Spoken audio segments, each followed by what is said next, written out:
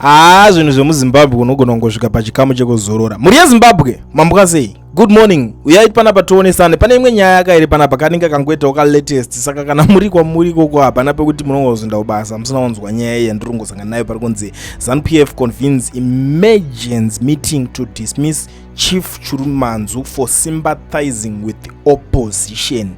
This is word in the street, and according to the streets chiri kubuda mumastreets nyaya iri kutaurwa iyo iyi. So zvinhu zvekuti zvakangonoti pachanobvondoka musi wa 29 January. Saka panapa tiri musi wa 30 January ndo pari kutarisirwa kunzi pange pachine meeting iyoyo inenge ichiitika. So pari kunzi zvoni vari kugadzira kunoti vofana kuita sei kudzinga chief iyeyo. Ndo nyaya yatiri kunzwa panapa iri kubuda nepazimu aya apa. Sendangoti ngopfura since ndechingopfura nemastreets nchibrowser katingonzwa kuti chii chakuitika zve. Tida kunzwisisa futi kana zviri zvomaitikira zviri kuitika zviriko here, zvinobvumidzwa here, zviri fair here, ndo zvetechida kuningira. Rekedza tipinde munyaya. Political tensions are escalating in Chirumanzu after ZANU-PF convened an emergency meeting aimed at removing Chief Chirumanzu born Abraham Marufu Nyamandi over allegations that he sympathizes with opposition parties. The meeting is scheduled for 9 a.m. on Friday at the District Development Coordinator DCC office, where senior party officials are expected to deliberate on his possible dismissal. Party insiders say the move is driven by political considerations rather than any breach of traditional or administrative procedures. On Thursday, ZANU-PF members reported moved around villages in the district, informing residents that Chief Chirumanzu had already been removed despite no official announcements or legal process having taken place. Sources say the campaign to depose the chief is being pushed by senior figures within the party, with allegations that Minister of Tourism and Hospitality Industry Barbara Rodzi is at center of maneuver. Chief Chirumanzu was installed in July last year following a consultative and lawful process involving all the relevant families who anonymously agreed on his appointment as the rightful heir. His installation followed traditional customs and was formally recognized by the authorities. The developments have sparked concern over growing political interference in traditional institutions, with critics arguing that chiefs are increasingly being judged on political loyalty rather than cultural legitimacy. An impeccable ZANU-PF source said the issue has nothing to do with traditional or procedure. The real problem is that some people feel the chief is not fully aligned with the party. There is pressure to have traditional leaders who openly support ZANU-PF, even though chiefs are supposed to remain neutral. The source added that the move could destabilize the community and further erode confidence in traditional leadership, which is meant to unite people rather than divide them along political lines. Ndo mamirira akaita chinyaya chacho muri yeZimbabwe pari kupisa. I don't know kuti iyi moitoro sei. You know one thing that I like about my Zimbabweans, it's like mapuwa nyaya kudai, so munobva vanzodzoka ne feedback even in the comment section makati apa panenge pashata apa. Toionawo sei nyaya iyi. Munhu akaiswa ka mutemo wawo unobvumirana necultural whatever ndobva wabvumidzwa, okay, ngange aripo on top. But dambudziko raanzi akugarirwa dare mukomana kuti abviswe nyaya kuti anzi ari kulinga, ari kuda kunzwira ma-opposition parties. Ndo nyaya iripo. Saka anofanira kunge ari gamba chacho rere kuti pakanzwa kuti opposition obvati inini mubhuku mangu handizvide. Apa machifu ari kunzi anofanira kugara vari neutral, because chifu takatotarisa ndo atori mutongi. Ini ndotovarespecta kuti machifu, maheadman, masabhuku ndo atori vatongi vatinotoziva kubva kare kare, ndo mapresident enzvimbo dzaanenge atori idzodzo. Izvi zvemapresident akuzouyawo estate izvi zvinhu zvakatozouya necolonization izvi kuti tinongogarira pasi iwe zvakautama kutotongwa kuHarare uku ndo matongerwo maakutoitwa pazvatongoramba zvakatongodaro. But kudhara maroverwo azviri kutoitwa iwo ematraditional chichi bo zvekuti ndo maroverwo achaingoitwa chinhu chacho zvozongochinjawo zvakadaro. Saka ava manje ava ndo pakunzi vakuda kushandisa chizanuzanu kuti ko uyu makamuona kupe, but vamwe vari kuti no, nyaya iyoyi iri kutaurwa iyi hazvina chekuita nenhingirikini because tiri kufila kuti hazvisi aligned mapindiro akaita.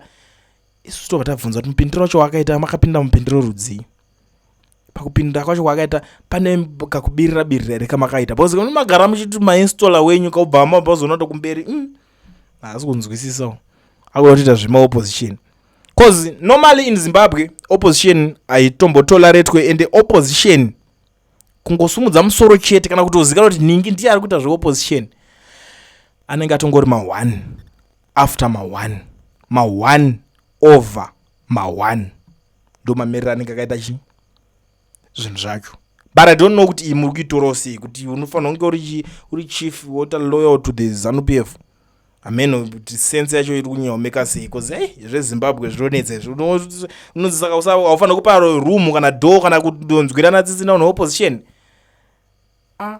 Saka kuva neutral kwacho kuri because ye chief atongoro munhu anofanira kuti ameno pamwe pane imwe mitemo yekuti unofanira kuita ningirikini. Because one thing that I understand ndechekuti chief, yes, unofanira kuita loyal kugovernment. Yes, government neZANU-PF zvinhu two zvakatosiyana. Ukaona vanhu vakuda kushandisa kuti government ndo ZANU-PF ichitori zvinhu two ukatozvibvuma izvozvo ukavabvumira vanhu vacho kuti vakupinde mapindiro iwayo haupabudirire, because chokwadi chakaita seichocho maZimbabweans makachiguna chinozobuda pachena musi wavanonetsana ivo pachavo. ndo panotanga kuudza kuti aiyo mani tikuita zvinhu zvegovernment hatisi kuita zvinhu zvepati pachavo. Ivo ndo vane power rekutoudzana izvozvo.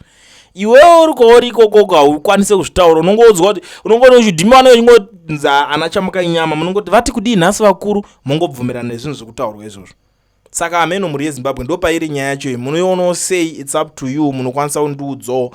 Ndakavhurira comment section kuti chief oda kudzingwa nekuti haasi kuda zveZANU-PF, ari kunzwira tsitsi maopposition, ari kuvatolerate, ari kusympathize navo vanhu veopposition. Maoppositions akawandawo futi muZimbabwe payamea. Ndononzwa vamwe vachiti there is no opposition in Zimbabwe. Yes, hakuna iri nyasori active for now, but ukada kumaverenga zviya zvikuda kudzoka pa 2018 election paya uchaona line up list racho rakakurisa. Zvakawanda ndingazonzi ndinotaurisa, regedzai tigumire nyaya iyi panapa, but tango zvakakosha kuti tingozivisana kuti ndo zvimwe zvezvinhu zvinenge zvichingoitika. Inge ingori kopo vada kunyatsozinzwisisa nezvaarticle yacho munopfuura nekwaZim-Eye, munokwanisa kunoiona paZim-Eye newspaper. Munonzwawo kuti vari kunyatsozvifambisa sei chaizvo. Ndichakuisira link munyatsonoteerera nyaya yacho. Ndangoti ndipfuure nepapo nditi guys, ndo maroverwo acho akuitwa nyaya dzacho, kuti munotaka kunzi iwo chief iwo unofanira kunge uchitisapota uchitiitira chizano kuti tinge tinewe. To me it doesn't make sense at all. Ndisandaenda zvangu muri yeZimbabwe, vagari vari muSouth Africa mazimba nevari outside South Africa vanodawo kuregisterwa makambani, pane mukana uripo. Pane company inonzi Education Research. Please register makambani akomana. 2026 is a different year. Register makambani ne-Education Research iyoyi. Register makambani ne-Education Research. Vanokubatsira uri kwauri ikoko, ivo vari kwavari ikoko. Haunide kutravela kuenda kwavari kuma-offices avo. So zvinhu zvingori ningirikini. Unobva watowana ne-FNB business account, because vazhinji vari kunetsera nyaya yama-accounts kuti saka ndonyatsoita sei kuti ndowana account, FNB business account, ndizoitawo mabusiness angu, ndizoitawo madhiri angu. Unongobata Education Research yokubatsira, ende havana zvezvo zvekuti unomboswera uchinetsekana navo, pozvonongo chingopuhwa izvozvo zvinenge zvichingokuitira. So anything to do with company registration in South Africa and opening of FNB business accounts for local and international clients. They provide professional consultant services for registering companies in South Africa and opening FNB business accounts for local and international clients, all from the comfort of your home.